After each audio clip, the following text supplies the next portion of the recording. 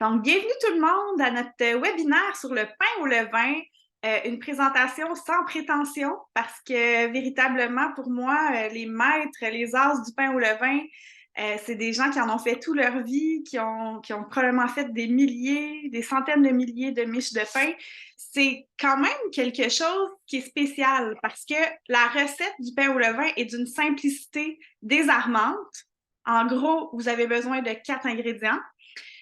Mais c'est le savoir-faire, c'est comme un art qu'on peaufine toujours, qu'on développe.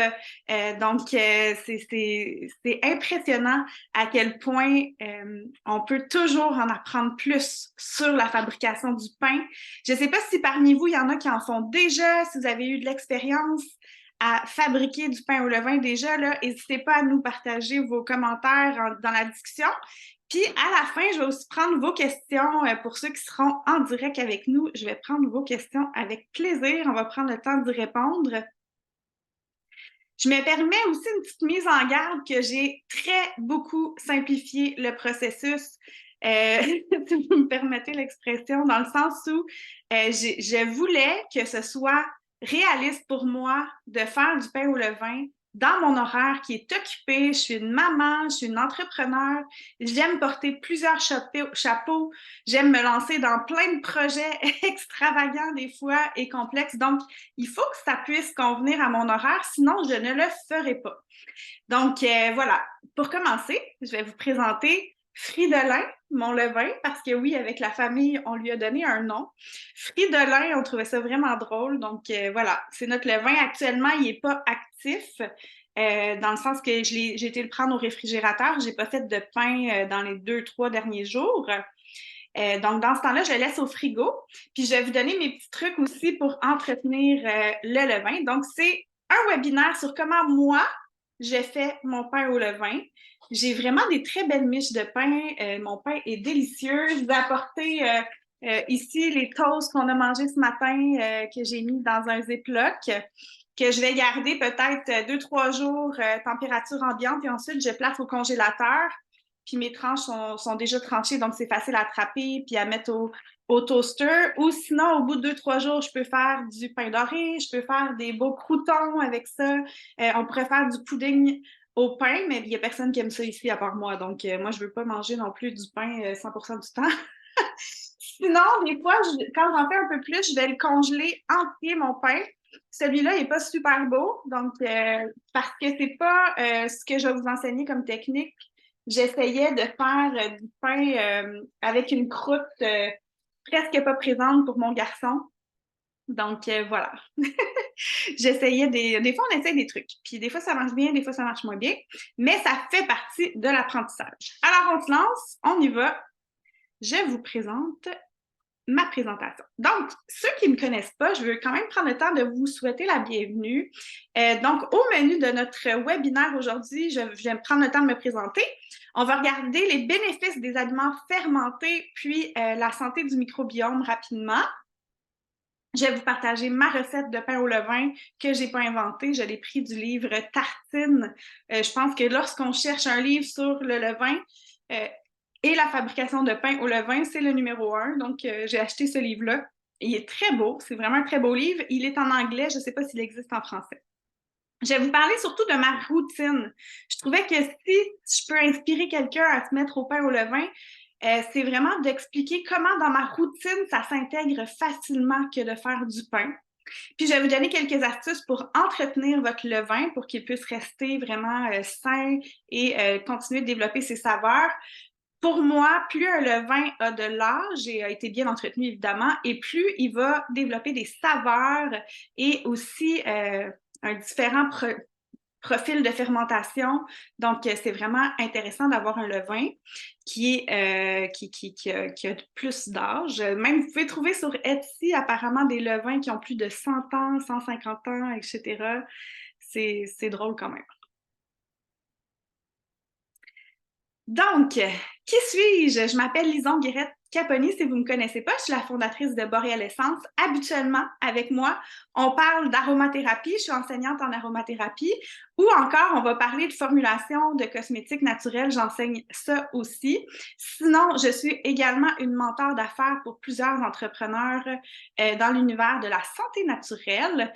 Mais vous savez que l'aromathérapie, c'est jamais une panacée, c'est-à-dire qu'avec les huiles essentielles, on n'a pas réponse à tout. C'est d'améliorer notre santé puis notre bien-être, c'est tellement dans différents piliers, autant dans notre gestion du stress que dans notre alimentation, évidemment, et dans la qualité de notre sommeil et tout et tout. Donc, je trouvais ça pertinent quand même de partager avec vous les bienfaits des aliments fermentés. Même en ce moment, j'ai découvert ça dernièrement. Je me fais un drink. Je vends des greens, là. Donc, je me fais un drink avec mes greens. Je mets de l'eau puis je mets une cuillère à soupe de vinaigre de cidre de pomme, qui est vraiment un autre bel aliment probiotique et fermenté. Puis, ce qui est trippant, vous allez voir, c'est la même chose avec le pain au levain, c'est que le vinaigre de cidre pris juste avant un repas a été démontré pour amoindrir les pics de glycémie suite à la digestion. Et ça, c'est quelque chose qui est vraiment intéressant à l'heure actuelle. À l'heure actuelle, on a beaucoup de gens qui ont de la résistance à l'insuline, qui ont un défi avec ça. Donc, le fait de consommer à peu près 30 minutes avant un repas une cuillère à soupe de vinaigre de cidre de pomme a vraiment été bien démontré pour réduire les pics de glycémie. Mais savais-tu que les mêmes principes de fermentation sont présents dans le pain au levain et vont te donner des bénéfices similaires? C'est-à-dire qu'on sait aujourd'hui on le sait, mais on ne le savait pas avant, que le pain au levain va faire en sorte que, il est beaucoup plus facile à digérer. Donc, plusieurs personnes qui ont des inconforts avec la digestion du gluten vont avoir plus de confort avec une fermentation lente. Quand on parle de pain au levain, on parle de fermentation lente. C'est beaucoup plus long le processus pour faire lever le pain que si on prenait des levures commerciales. Donc, mais par contre, pendant ce temps-là, il y a quelque chose qui se passe, il y a un travail qui se fait dans la farine qui rend le pain plus digeste, plus facilement toléré et qui va aussi réduire les pics de glycémie. Donc, normalement, si on mangerait du pain, ça va être comme reçu comme du sucre, si on veut, dans notre corps. Donc, le pancréas va devoir libérer de l'insuline pour aller gérer tout ça. Mais du fait qu'ils sont comme prédigérés par les bactéries lactiques, ça va faire en sorte qu'on va moins avoir de pics de glycémie. Par contre, évidemment, qu'on ne mange pas du pain sans arrêt 5 fois, 6 fois, 7 fois par jour. C'est pas ça le but. C'est vraiment le pain prend sa place et on mange le reste de notre alimentation diversifiée. C'est une alimentation qui est ancestrale. On peut imaginer que par le passé, par hasard, quelqu'un a découvert que lorsqu'il laissait traîner sa pâte à pain, qui était probablement des pains plats, ben là, il y avait une fermentation qui se passait et que là, il y avait un pain qui gonflait et qui levait. Donc, c'est sûr que c'est quelque chose qui est fait depuis des milliers d'années. On peut penser que dans plusieurs civilisations, ça a été le cas. Et je trouve qu'il y a une valeur incroyable à redécouvrir les connaissances qui sont ancestrales. Moi, je me dis tout le temps, quand quelque chose a traversé les âges, traversé l'histoire, bien évidemment qu'il y a probablement une raison pour ça et il y avait probablement une formule gagnante là-dedans pour que ça allait traverser des milliers et des milliers d'années de civilisation. Donc, je vous ai parlé de la digestion qui est facilitée. J'avais vu un documentaire, j'ai oublié le nom, donc je ne vous l'ai pas mis dans mes sources, mais c'est un auteur incroyable au niveau de l'alimentation, puis il expliquait son hypothèse que le fait qu'on ait passé à une alimentation plus industrielle et qu'on soit passé vers des levures industrielles à lever très rapide, que c'est à partir de ce moment-là que les gens commençaient à avoir des inconforts avec le gluten, etc. Et bref, il expliquait vraiment que de revenir avec la méthode ancestrale pouvait être vraiment intéressante. Il faut que je retrouve ce documentaire-là. Je l'avais vu sur Netflix, mais c'est un auteur qui a écrit plein de livres, un auteur prolifique, là, comme New York Times bestseller, etc. Donc, voilà. Le pain au levain va être apprécié pour sa texture rustique, son goût complexe et sa longue conservation. Effectivement, le pain au levain peut se conserver plus longtemps. Vous avez vu que moi, je l'ai mis dans un sac de plastique fermable, comme style Ziploc. Mais beaucoup de personnes vont le garder dans un sac à pain en coton.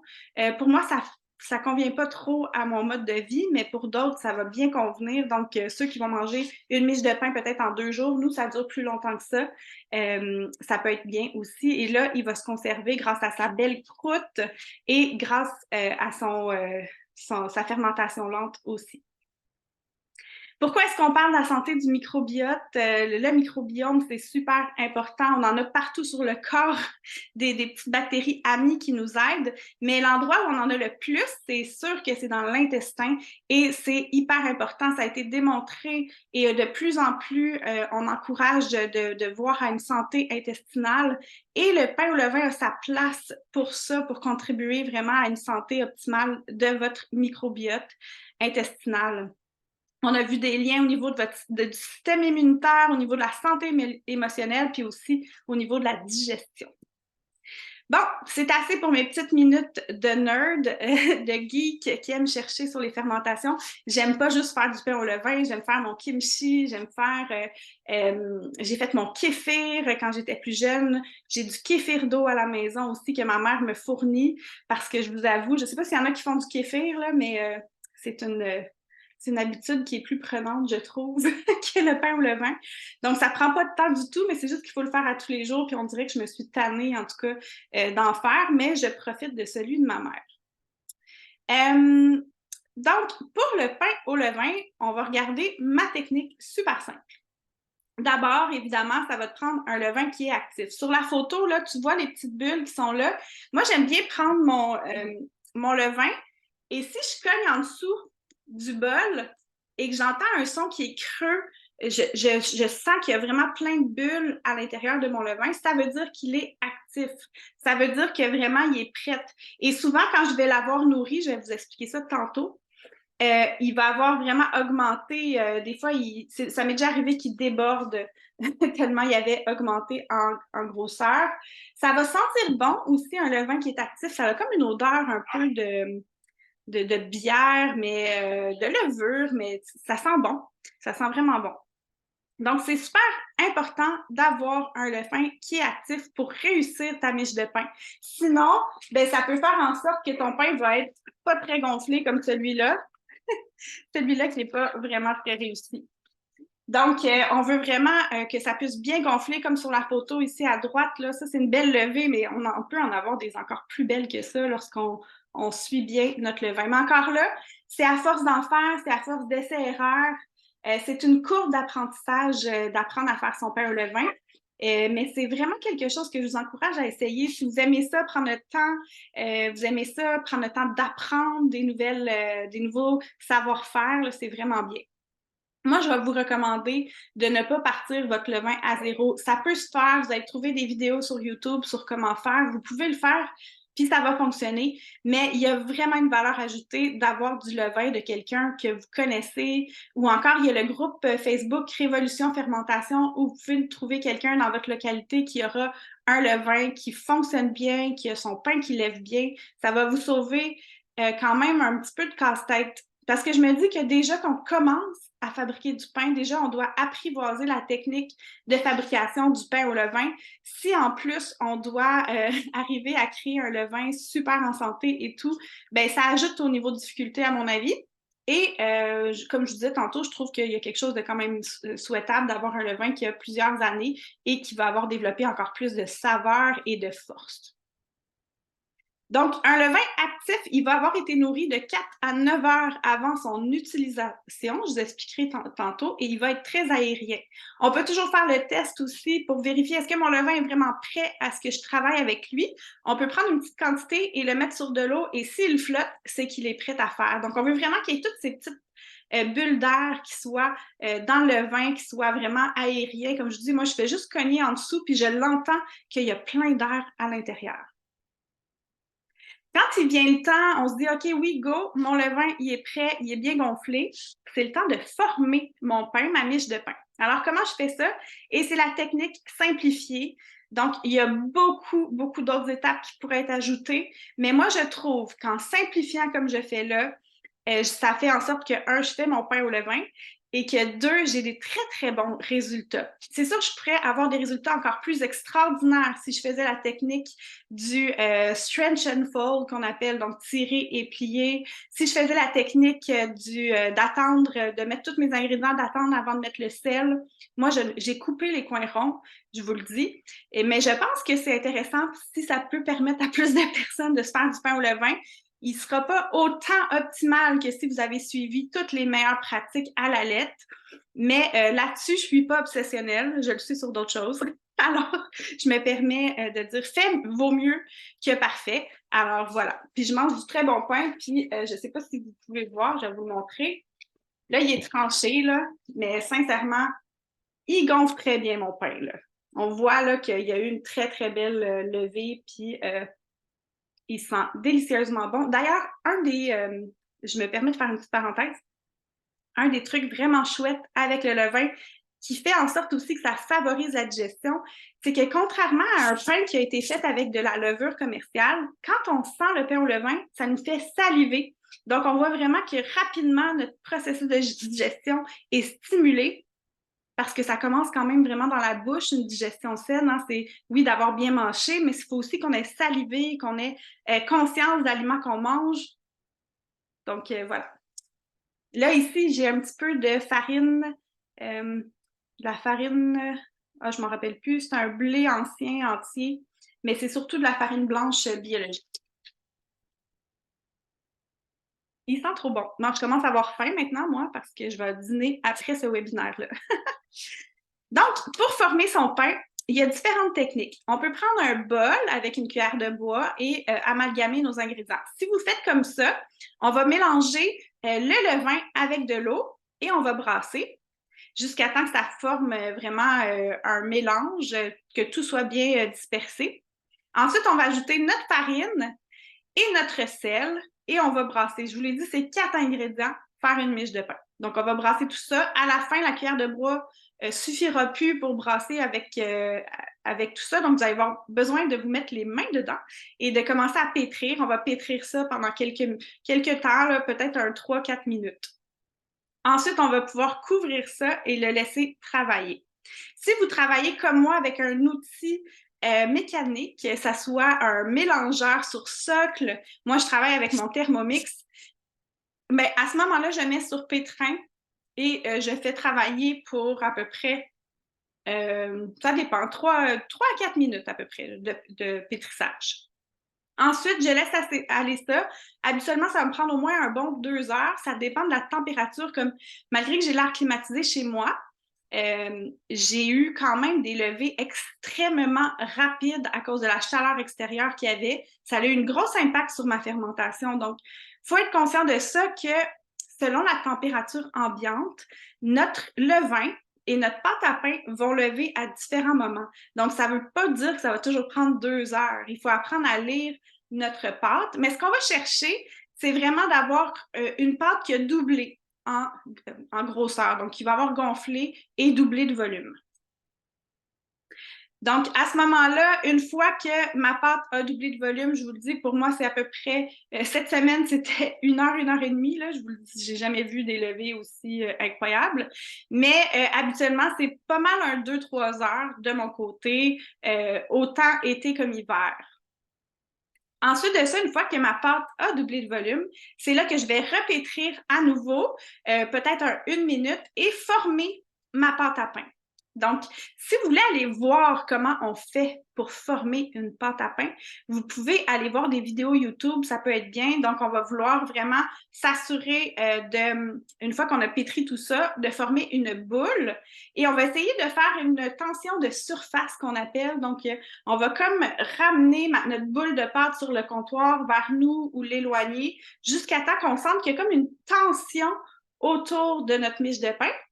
Et à ce moment-là, on va pouvoir le mettre soit dans un bol que vous auriez mis un linge à vaisselle à l'intérieur. Sinon, moi, je travaille avec des paniers ou des petits bannetons. Et là, on va pouvoir laisser ça là-dedans peut-être à peu près 1 heure. Encore une fois, ça dépend de la température extérieure. Habituellement, un bon signe pour savoir que notre pain est prêt à être enfourné, on va aller placer notre doigt sur notre petit panier ou notre petit bol où se trouve notre pâte à pain. On va insérer notre doigt et si la pâte revient comme un peu vers sa forme initiale, mais en conservant une toute petite trace de notre doigt, c'est que c'est prêt.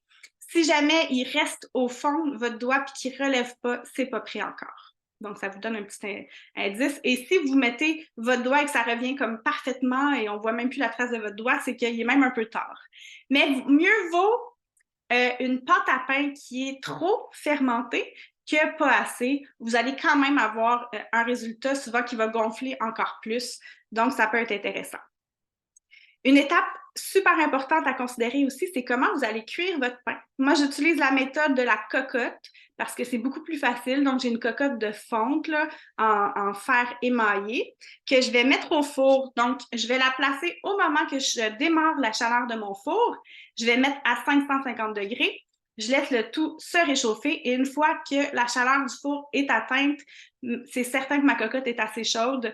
Et si mon pain est prêt à enfourner, c'est là que je vais faire cette opération-là. Donc, je vais le mettre dans ma cocotte de pain. Je vais faire une petite incision pour permettre à la vapeur qui va sortir du pain de sortir vraiment à un endroit. Puis ça fait joli, ça fait des beaux pains. Et je vais mettre aussi un quart de tasse d'eau dans la cocotte parce que la vapeur va vraiment aider à faire lever le pain. Ça va vous sauver beaucoup. En fait, ça va vous donner des résultats encore plus optimaux si vous avez une cocotte. Si vous n'en avez pas, il y a la méthode de mettre un bol d'eau qui convient au four. Évidemment, il faut que ça soit dans un récipient qui va convenir à une chaleur de 550 degrés. Et là, ça va faire en sorte que ça va créer une vapeur. Il faut savoir que les boulangers ont toujours des fours à vapeur. Donc, ça crée vraiment une belle croûte, la vapeur d'eau qui va se dégager pendant la cuisson. Moi, je pars le four à 550 et une fois que j'ai enfourné, j'ai le couvercle sur ma cocotte. Je vais remettre tout de suite à 450 pour 20 minutes. Au bout de 20 minutes, j'enlève le couvercle de ma cocotte et je mets un autre 20 minutes à 450 et ça me donne des miches vraiment parfaites avec mon four. Encore là, ça va dépendre des fours. Vous savez, d'un four à l'autre, on a des températures qui peuvent varier. Donc, certains vont vraiment laisser 6 minutes à 550 leur four et ensuite baisser à 450 pendant 14 minutes. Ça va dépendre vraiment d'une personne à l'autre selon son four, mais moi, j'ai vraiment des très bons résultats comme ça. Donc, je vous partage ma technique. Mais n'hésitez pas, une fois que vous m'avez écouté, à aller écouter d'autres personnes qui font du pain au levain. Moi, c'est quelque chose qui m'a vraiment aidé dans mes apprentissages, d'aller voir d'autres personnes, que ce soit dans le groupe Révolution Fermentation. Il y a la petite bête que je vais vous mettre en référence, ou encore vous faire à la bibliothèque emprunter des livres ou vous en procurer des livres sur le pain au levain, puis vous allez voir d'autres techniques. Essayez autre chose. Ça peut vraiment vous aider dans votre courbe d'apprentissage. J'espère que c'est pas trop compliqué jusqu'à maintenant. C'est sûr que, comme vous pourrez y revenir, je vais laisser disponible sur YouTube cette vidéo-là. Donc, vous pourrez y revenir à force de faire votre pain pour voir comment ça évolue vos apprentissages. Ma recette, c'est toujours la même recette depuis très longtemps. Donc, c'est 150 grammes de levain actif. Il faut absolument travailler au poids. Je vais vous le dire tantôt dans les outils qui sont pratiques pour faire du pain au levain. Il va y avoir la pesée parce que c'est beaucoup plus précis que de travailler avec des tasses à mesurer. Donc, 150 grammes de levain actif, 325 grammes d'eau de source ou d'un puits. Je m'explique. Vous avez vu, c'est juste 4 ingrédients. Et j'ai grandi en cuisine et en général, on dit que lorsqu'on combine des bons ingrédients, on a habituellement un très bon résultat. Ça va être bon au bout de la ligne, au bout de la recette. Donc, le levain actif, il va être de qualité, mais l'eau aussi doit être de qualité et il ne faut pas que ce soit de l'eau distillée. Parce que pour la fermentation, on a besoin qu'il y ait des minéraux et qu'il y ait une eau qui a quand même des composants à l'intérieur. Ça va vraiment aider. Par contre, on ne veut pas non plus une eau de ville qui sentirait le chlore, là, qui aurait du chlore à l'intérieur. Donc, si vous voulez prendre votre eau de ville, vous pouvez, mais il faut vraiment qu'on l'ait coulée d'avance et qu'on ait laissé 24 heures au chlore de s'évaporer. Sinon, ben moi, chez moi, j'ai un puits artésien, donc ça convient, c'est parfait pour ça, pour faire des fermentations. Dans tous les types de fermentation, vous allez chercher une eau qui ne sera pas distillée, mais qui ne sera pas non plus remplie de chlore. C'est vraiment important. Ensuite, je vous recommande fortement de travailler avec des farines biologiques. Vous pourrez essayer avec des farines plus ancestrales aussi. C'est vraiment plaisant d'aller jouer avec différents types de farines et ça permet vraiment de bien s'amuser avec tout ça. Ensuite, on va mettre 10 grammes de sel de mer dans notre pâte à pain. Ensuite, comme je vous disais tantôt, on peut jouer avec les farines. Pendant un temps, je mettais toujours un 100 grammes de flocons d'avoine aussi. Ça donne vraiment une très, très belle miche de pain. C'est différent. Il y a un moelleux qui est comme ajouté de plus. Ou parfois, je vais faire moitié-moitié farine entière, farine blanche. Pour l'instant, je prends pratiquement toujours la farine, la milanaise biologique que j'achète en gros sacs. Ça fait du sens pour nous parce qu'on n'achète pas vraiment de pain, donc on va acheter plutôt des gros sacs de farine. On peut aller ajouter des noix de Grenoble, du raisin avec de la cannelle. On peut s'amuser avec toutes sortes de graines. Graines de lin, c'est super bon. Graines de chanvre aussi. Des graines de citrouille, tournesol, etc. Il y a de quoi s'amuser. On peut faire des pains salés aussi. J'ai vu à la courge avec les graines de citrouille, justement, ou d'autres vont faire bacon et fromage. Donc, ça peut être super intéressant. Et je vous ai mis un rappel, je pense que ce qu'il y a de plus important à retenir si vous vous lancez dans la confection du pain au levain, c'est que apprendre à faire du pain au levain, c'est une courbe d'apprentissage. Attends-toi à faire des erreurs et à échouer parfois. C'est normal et ça fait partie du processus. Ça m'est arrivé souvent et encore aujourd'hui, je rate des fois certaines miches de pain parce que je l'ai oublié. Ça m'est arrivé souvent d'oublier une pâte à pain sur le comptoir puis qu'elle est trop levée.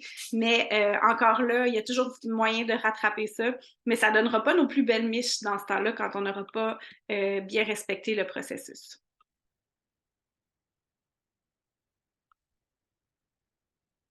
J'espère que ça va jusqu'à maintenant. Je partage ma routine pour faire mon pain au levain. Donc, le matin, je me lève un matin et je sais que je veux faire du pain. Je vais nourrir mon levain. Donc, je vais mettre un tiers de levain, ma base ici, un tiers d'eau, un tiers de farine à la longue et à force, je le fais à l'œil. Donc, je ne mesure pas, j'y vais vraiment approximatif. Je sais quelle texture je recherche dans mon levain. Avant souper, je vais faire la recette du pain. Souvent, ça va être vers 4 heures, là, à la fin d'une journée de travail. Je vais aller faire ma recette de pain. Mon levain va être super actif et bien levé. Parfois, ça peut même arriver que ce soit à midi sur mon heure de dîner si jamais ça a été très rapide, comme la semaine passée, par exemple. Après souper, une fois que ma pâte à pain va avoir travaillé pendant 2-3 heures, je vais former ma pâte, ma boule de pain, et je vais la mettre au frigo pour la nuit. Et ça, c'est quelque chose qui m'aide énormément à faire du pain. C'est que j'ai pas besoin d'une journée au complet nécessairement pour faire le pain. C'est juste des petits gestes qui sont pas longs à intégrer à mon horaire qui font en sorte que je suis capable de le cuire. Et une pâte à pain qui va avoir passé la nuit au frigo va être vraiment facile à travailler ensuite, à mettre sur un papier parchemin et à enfourner. Donc, je vous conseille d'essayer ça, c'est vraiment bien. Le lendemain matin, quand je me lève, je vais partir le four à 550 pendant que je fais les lunchs pour les enfants. C'est le temps du déjeuner. Je mets ma cocotte dans le four et dès que le four a atteint 550, je vais enfourner tout ça. Et ça me fait une super belle miche de pain ça sent très bon en plus dans la maison. Le matin, des fois, comme je vous dis, on ne diffuse pas toujours des huiles essentielles. Des fois, on va diffuser un bon pain frais au levain qui cuit au four. Et à ce moment-là, je vais laisser tiédir mon pain sur le comptoir. Si vous avez une grille, ça peut être vraiment génial, ça aide à laisser tiédir. Et pour la conservation de votre pain, ça va être important de résister l'envie de le manger chaud quand il n'est pas encore terminé de refroidir. Ça peut être pas facile au début, mais à force d'en faire moi j'en fais au moins 3 fois par semaine, on résiste sans problème rendu là.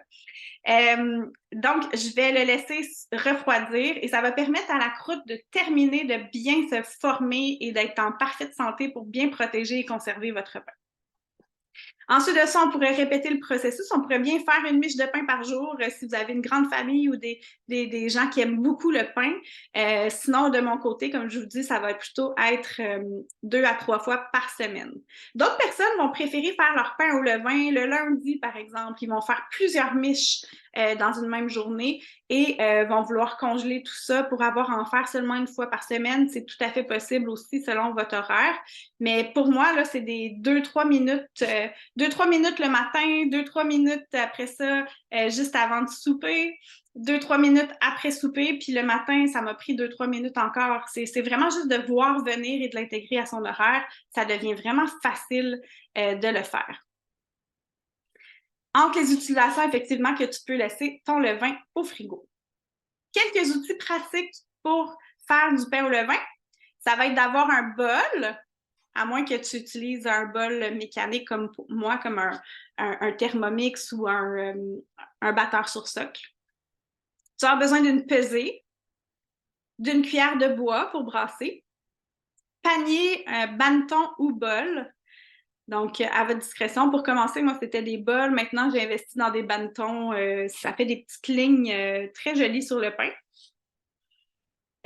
Ça va te prendre une cocotte dans l'idéal, vraiment, c'est l'outil le plus dispendieux. Moi, j'en avais déjà une que j'utilise principalement pour faire du pain. Et ça se trouve aussi seconde main des cocottes. Sinon, comme je disais, facultatif, là, le mélangeur ou le Thermomix.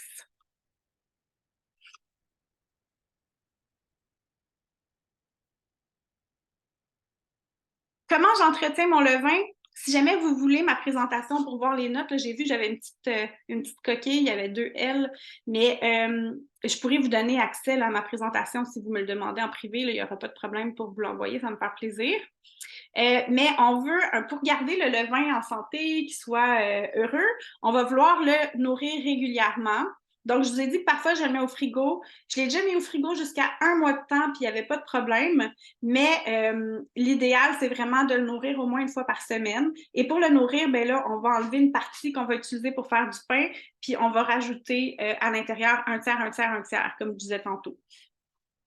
On va vouloir le garder dans une température stable si jamais vous le gardez température de la pièce. Ça, c'est si vous l'utilisez à tous les jours.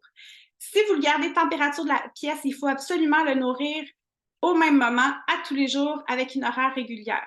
Ça m'est arrivé souvent quand je faisais, supposons, les gaufres au levain, les crêpes au levain, les muffins au levain, la pâte à pizza. J'ai même fait mes pâtes fraîches au levain. C'est merveilleux.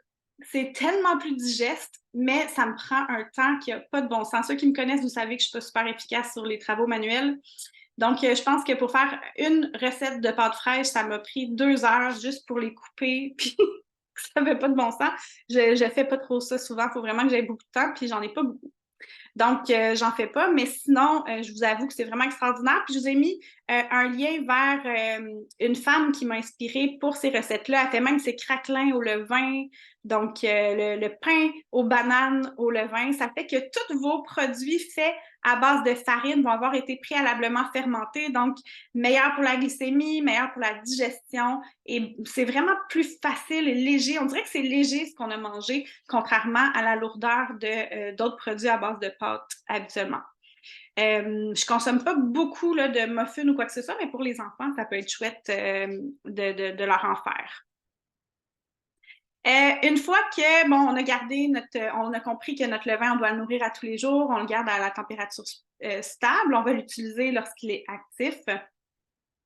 Et donc, on le conserve au réfrigérateur si on ne l'utilise pas. On s'assure qu'il soit toujours bien vivant, qu'il produise des bulles, qu'il ait une belle odeur acidulée. Ça peut même aller jusqu'à une odeur de... Ah, c'est quoi déjà le nom? D'acétone. Ça peut arriver que votre levain sente tellement acide qu'il y a comme une odeur d'acétone. Il est encore bon à ce moment-là. Souvent, quand ça arrive, il va y avoir un petit liquide sur le dessus que vous allez pouvoir vider dans le lavabo et il va être encore bon à utiliser. Par contre, s'il y avait des moisissures apparentes ou vraiment une odeur de poubelle horrible, donc là, ça ne serait pas à utiliser. Ça ne m'est jamais arrivé là, de mon côté. C'est assez facile d'entretenir un levain. Franchement, c'est pas du tout compliqué. Et comme je vous dis, des fois, j'ai la tête en l'air, je peux oublier des trucs, des fois, j'ai oublié de le nourrir, puis je m'en suis quand même très bien sortie. Donc, en conclusion, Les aliments fermentés, on dit qu'ils sont délicieux. C'est vraiment bon. Les saveurs sont plus complexes. C'est tellement meilleur. Perso, la raison pourquoi je fais du pain au levain, c'est que je suis déménagée à Drummondville et que j'avais plus ma boulangerie du pain d'exclamation où j'allais m'acheter mon pain au levain. J'ai pas trouvé de boulangerie dans le coin qui faisait du pain au levain et ça me manquait trop. Alors, j'ai décidé de m'y mettre. Autrement, j'achetais ça à la boulangerie lorsque j'habitais dans Charlevoix. Mais c'est vraiment des saveurs qui sont juste extraordinaires, tellement meilleures. On ne peut plus revenir en arrière une fois qu'on a mangé du pain au levain. On sait qu'intégrer les aliments fermentés, c'est super intéressant pour notre santé, notre digestion. Puis c'est super relaxant aussi. Prendre le temps de fabriquer et de former sa miche de pain, de travailler avec la pâte et tout, c'est comme une activité qui est vraiment relaxante. C'est une éloge à la lenteur et ça fait du bien pour faire un petit pied de nez à notre horaire qui est tellement chargé et occupé. Donc voilà, ça fait le tour pour notre présentation. Je vais arrêter l'enregistrement à ce moment-ci, puis je vais pouvoir être disponible pour répondre à vos questions. Merci d'avoir été là.